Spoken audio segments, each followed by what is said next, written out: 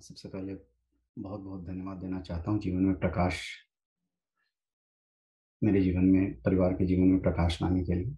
दैत्य और असुर बाहर, रावण, कंस, ये सब हैं क्योंकि उन्होंने जो तप किए, अ, या उन्होंने जितनी भी अपनी मेहनत से पूरी पूजा की, वो धर्म के बिल्कुल ही खिलाफ थी। लेकिन ऐसा लगता है कि हम भी जो 99.999% जिसमें हम सब आते हैं, हम भी ऐसे ही पूजा करते हैं। ऐसे ही अगर हम किसी मूर्ति के सामने भी झुकते हैं तो ऐसा ही कुछ उद्देश्य रहता है। तो रावण की ही भर्त्सना क्यों करते हैं? ऐसा क्यों होता है कि हम सिर्फ दशहरे के दिन एक रावण को जलाएं? होना तो ऐसा चाहिए कि हम अपनी ही पुतले को जला दें, अपनी ही फोटो को जला दें। तो थोड़ा ये है कि या तो ये जागृति की कमी है, या मुझे तो लग रहा है बस ज्ञान की ही कमी है। जो हम सर झुका रहे हैं और जो भी कर रहे हैं वो रावण ही है, कुल मिला के तो। देखिए, कोई भी कथा, कोई काव्य, कोई इतिहास ग्रंथ और फिर उससे उठती परंपरा हमें दी तो इसीलिए गई थी कि हम उसके माध्यम से स्वयं को ही जला दें। पर कोई आपको कुछ भी दे दे, करेंगे तो आप वही ना जो आपको करना है। मुझे लग रहा है मैंने एक दो से ज़्यादा फिल्मों और नाटकों और कहानियों में ऐसा दृश्य पाया है जहाँ किसी व्यक्ति को बंदूक दी जाती है कि ले आत्महत्या कर ले, और उसे 4-5 घेर के खड़े हुए हैं और वो उसकी मौत का तमाशा देखने के लिए, उसकी मौत का मज़ा लेने के लिए कहते हैं कि तू स्वयं को ही मारेगा, ले ये उठा और मार। और वो बहुत सारे और बंदूकधारी घेर कर खड़े हैं, उनको पूरा भरोसा है कि ये तो अभी हमारे नियंत्रण में है, जो हमने कहा है करेगा, ले मार खुद को, आसानी से मार ले, नहीं तो हम तुझे तड़पा के मारेंगे। और ये जो होता है ये कनपट्टी पे लगाता है और उसी क्षण में इसमें इतना तेज आ जाता है कि ज़रा सा कोण बदलता है और एक को मारता है, और जितनी उसकी पूरी घेराबंदी होती है वो लोग अवाक रह जाते हैं, अरे ये क्या हुआ। और जितनी देर में वो कुछ समझ पाए उससे पहले वो 3-4 को और ढेर कर देता है। तो बंदूक दी भले ही हमें इसलिए जाए कि उससे हम अपना ही खात्मा कर सकें, स्वयं को ही मुक्ति दे सकें, पर हम करेंगे तो उससे वही ना जो हमें करना है। आज धर्म इतना ज़्यादा एक त्यक्त और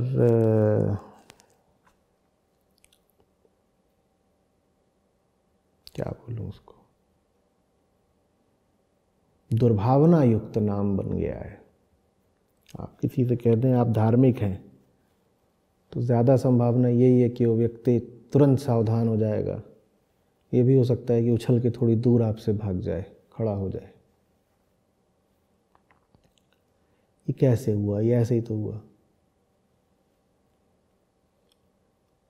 जो सबसे ऊंचा है वही अहंकार को दिया जाता है उसके कल्याण के लिए, उसकी मुक्ति के लिए, क्योंकि जो सबसे ऊंचा है उसके अलावा किसी चीज़ में इतनी सामर्थ्य होती नहीं कि हमारे काम आ सके। तो धर्म वो ऊंची से ऊंची चीज़ है जो हमें सौंपी जा सकती थी ताकि हमारा कुछ भला हो सके। धर्म से नीचे की किसी भी चीज़ से हमारा भला होना था नहीं, तो हमें धर्म दिया गया। अब ये सब जो है ये धर्म के अंग होते हैं, उसके छोटे छोटे तत्व होते हैं बीच के। ठीक है, कोई परंपरा है, कोई मिथ है, इतने सारे सूत्र हैं, सिद्धांत हैं। वो सब वास्तव में निर्मित तो देखिए इसीलिए थे कि अहंकार का कुछ विगलन इत्यादि हो सके। पर जिन्होंने सौंपा था उनकी नीयत उनके साथ, और जिनको सौंपा गया उनकी नीयत उनके साथ। दादाजी दुनाली छोड़ के गए थे, विरासत में, बढ़िया दुनाली अंग्रेज़ों के ज़माने की। वो छोड़ के गए थे कि आप आत्मरक्षा करें और बुरे लोगों को मारें। जिनके साथ अन्याय हो रहा है उनकी रक्षा के लिए आपको दी गई है दुनाली, कि दुनिया में अन्यायी बहुत हैं, उन अन्यायियों का प्रतिकार करने के लिए आप इस दुनाली का प्रयोग करें। अब ये दादाजी की इच्छा थी। उनको ऐसा लगा था कि ये मेरे घर में है, ये मेरा पोता, ये बड़ा भारी सिद्ध निकलेगा, शांत साधु आदमी होगा। हम वैसे ही निकले जैसे, कितना गिना आपने, 99.9999% लोग निकलते हैं। तो दुनाली काम तो आ रही है, पर किस काम आ रही है? उस काम नहीं आ रही है जिस काम के लिए दादाजी ने हमें वो सौंपी थी, उधर कुछ और ही काम हो रहा है। दोष हम दुनाली को दे देते हैं। यही काम हमने धर्म के साथ, ग्रंथों के साथ करा है, धार्मिक प्रतीकों के साथ करा है, परंपराओं के साथ भी करा है। आज जो कुछ आप पाते हैं धर्म के क्षेत्र में, वो वही उतना ही 999%, वो बस अहंकार की रक्षा में और अहंकार के संवर्धन में प्रयुक्त हो रहा है।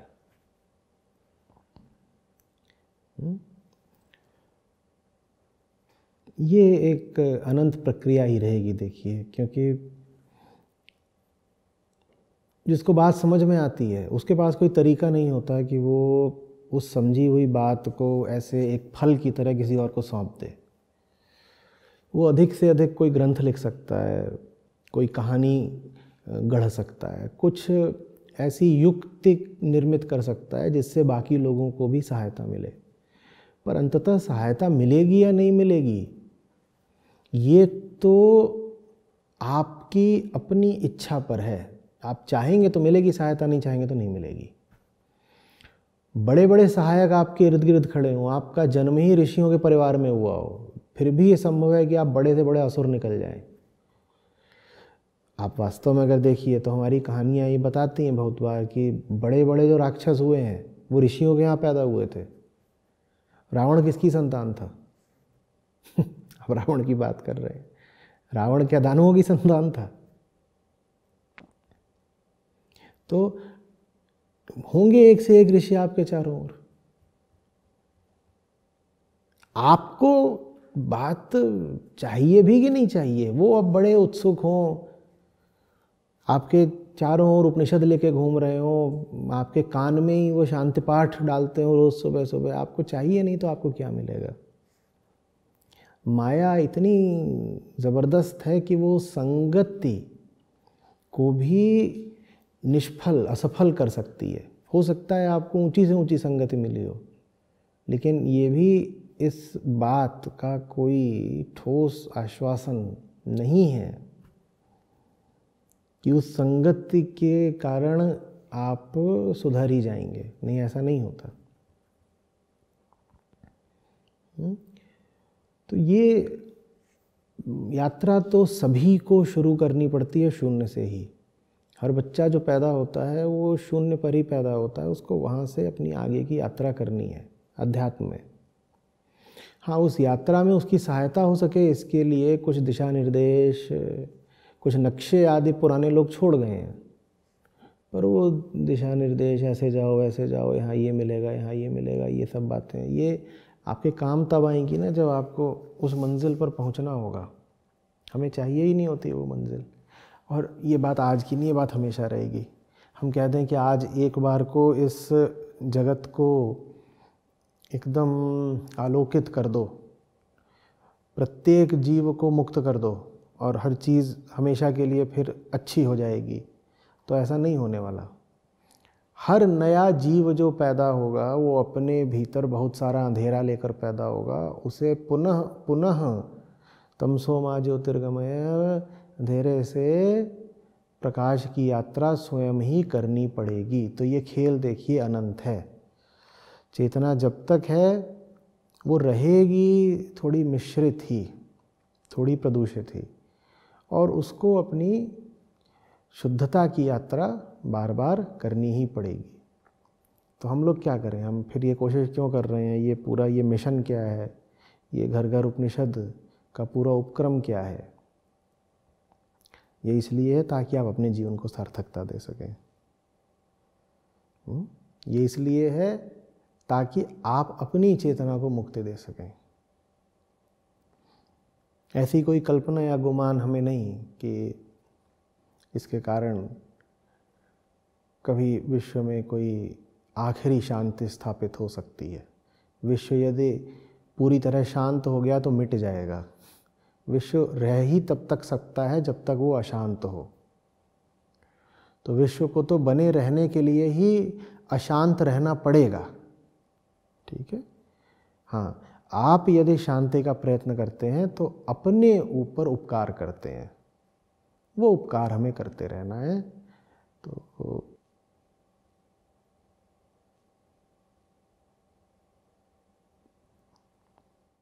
आचार्य जी, तो इसी से जुड़ा जो दूसरे श्लोक का एक प्रश्न है कि इसमें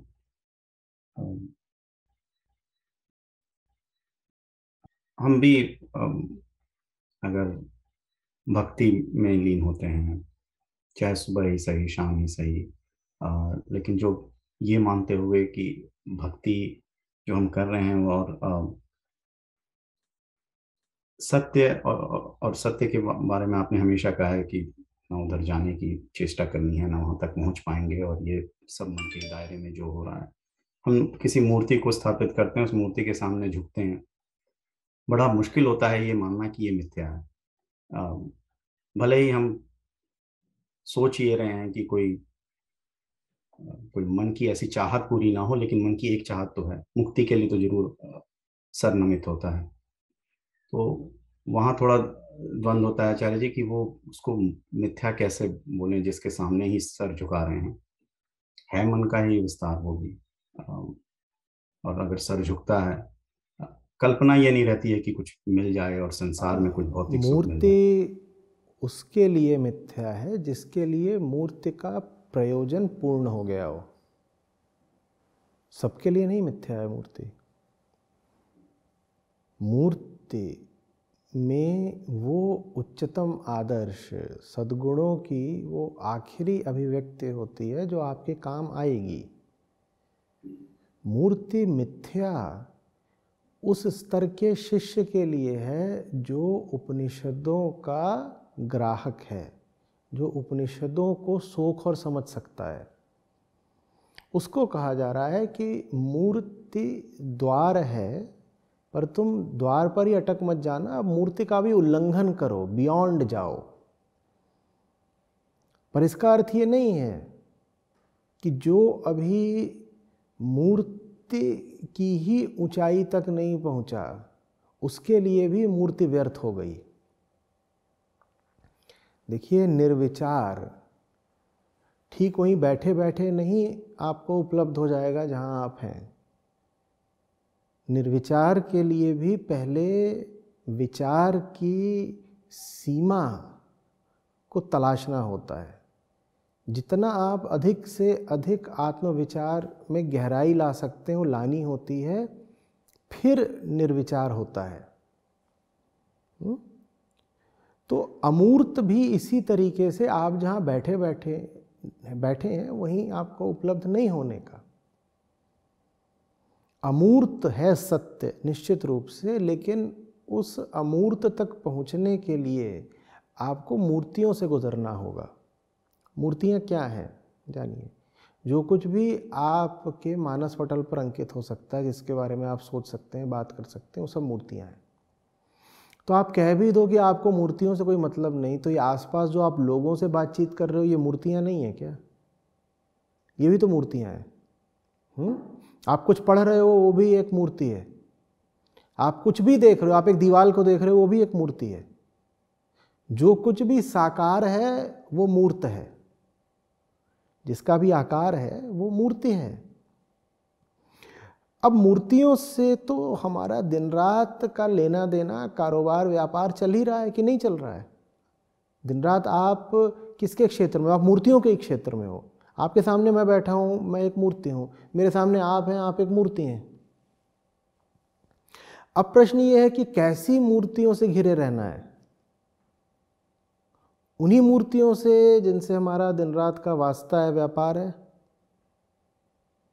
या किसी राम की मूर्ति से, किसी कृष्ण की मूर्ति से जिसको देखो तो ऐसी संभावना पैदा हो कि आप अमूर्त में प्रवेश कर जाओ। तो मूर्तियां निश्चित रूप से अंतिम चीज़ नहीं हैं, लेकिन उस अंतिम चीज़ तक पहुंचने का एक अच्छा साधन ज़रूर है। जब भी कभी मूर्ति के विरुद्ध उपनिषद बात करते हैं तो भूलिएगा नहीं कि किससे बात करते हैं।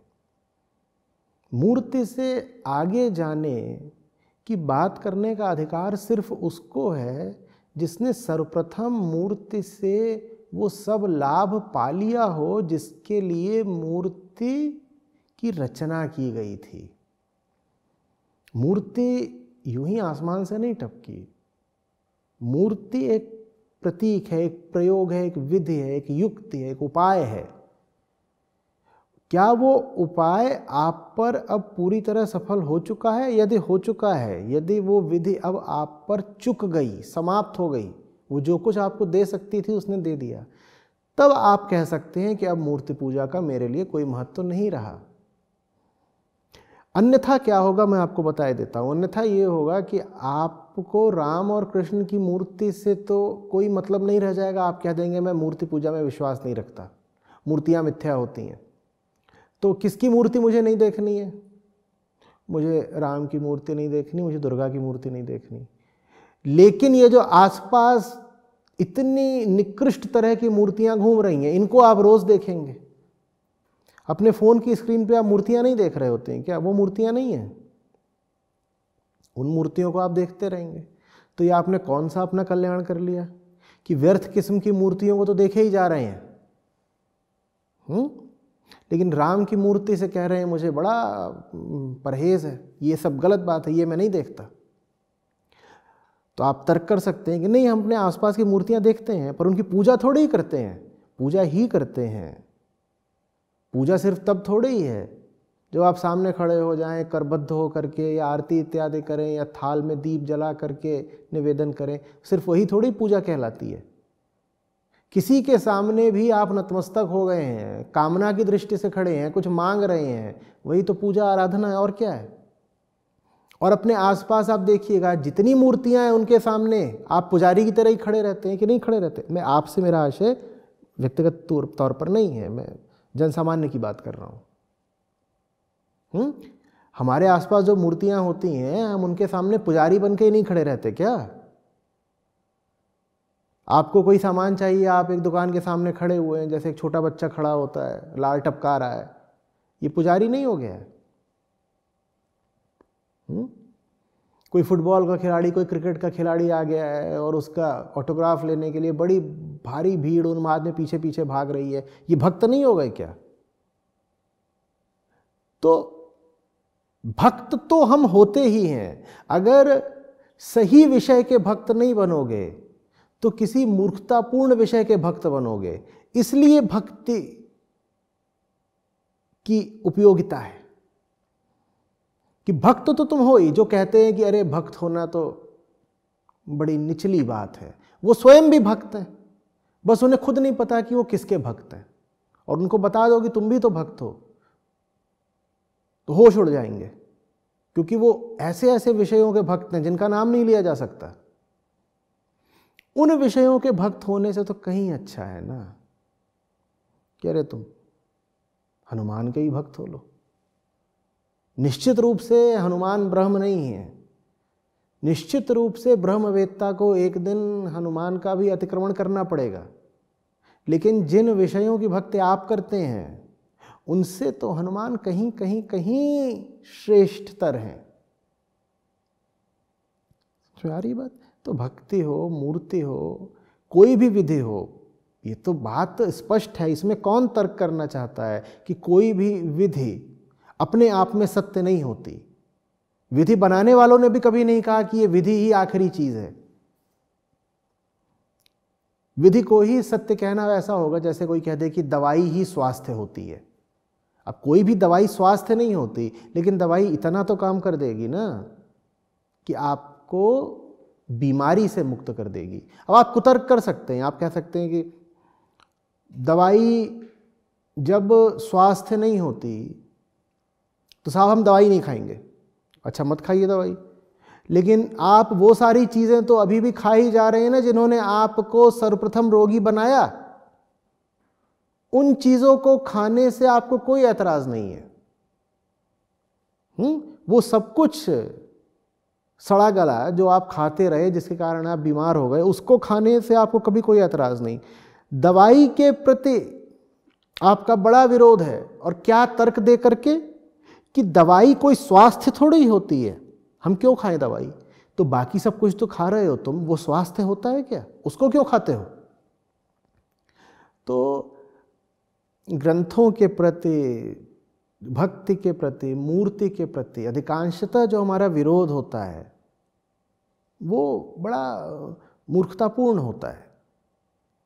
ग्रंथों के आगे जाने का अधिकार किसको है, ये स्वयं ग्रंथों ने बता दिया है।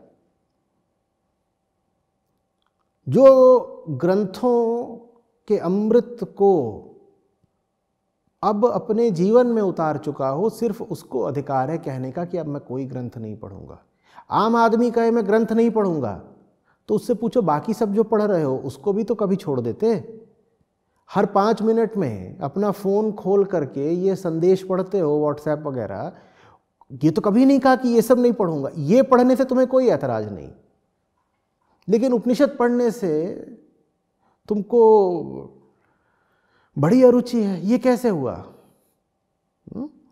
तो हम भी मानते हैं कि एक होता है ऐसा बिंदु जिस पर आकर न ग्रंथ पढ़ने की ज़रूरत बचती है, न मूर्ति की ज़रूरत पड़ती है, न विधि विधान की ज़रूरत पड़ती है, न भजन चाहिए, न भक्ति चाहिए। लेकिन पहले उस बिंदु पर पहुंचो तो सही ना। जिस बिंदु पर पहुंचने के बाद ग्रंथों को त्याग सकते हो, उस बिंदु तक पहुंचने के लिए ही तो ग्रंथ चाहिए। उस बिंदु पर पहुंचे बिना ग्रंथ त्याग दोगे तो ग्रंथ त्यागने के अधिकारी कभी नहीं बन पाओगे। ये वही बात हुई कि समझाया जाए कि देखो, नाव पर घर नहीं बनाना है। एक दिन ऐसा आना है जब नाव से उतर जाना है। और हमारे भाई इतने अति उत्साही, गजब उदारवादी, बोले नाव, हमें पता है आखिरी चीज नहीं होती, नाव पे घर थोड़ी बनाना है, नाव से उतर जाना है। और कहाँ उतर गए वो नाव से? एकदम ठीक बीच धार में। बोले उतर जाएंगे। अब इन्हें कभी नौबत नहीं आने वाली नाव से उतरने की, ये उतर गए। हम में से अधिकांश लोग ऐसे ही हैं, पार पहुंचे बिना ही उतर जाते हैं। इससे अच्छा तो ये होता कि नाव पर चढ़े ना होते, कम से कम उस तट पर ही सकुशल रहे आते। तुम तो चढ़ गए, बीच में आ गए, अब उतर रहे हो। जहां उतर रहे हो वहां भंवर है।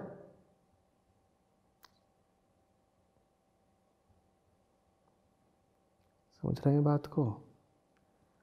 और नाव हम सबकी चल चुकी है। जिस दिन आप पैदा हुए थे नाव चल पड़ी थी। तो चेतना की नाव है, उस पर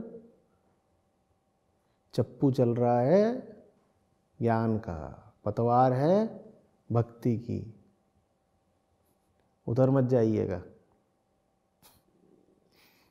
और मल्लाह बैठा हुआ है सामने, वो मूर्ति है, वो पार लगाएगा। उतर मत जाइएगा। उतरना है, सबको उतरना है। जब पार लग जाए तब उतरना है, जल्दीबाजी में नहीं।